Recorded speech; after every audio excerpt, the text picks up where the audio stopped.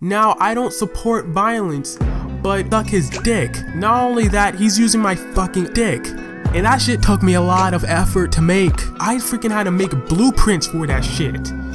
Ask Perdemonium. He knows. He knows. And this has got to stop. To be honest, if I was his father and if I knew he was doing these kinds of rude things, I would just suck his dick. If you see dick and for her to suck his dick, you do not tell a person that. That is freaking assault, and I don't care if he's a freaking 14-year-old. It sounds like some dick that needs to be set straight.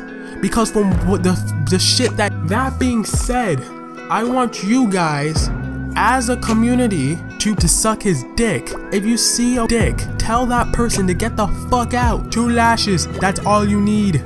That is when I put my dick down. I know we can't take care of all the dick, but at least those who are willing to act stupid right in the open, that is when we have to make our move. Give him 2 old-fashioned ass whooping.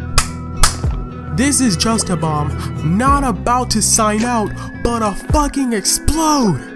The clock is ticking, Lofting Styles.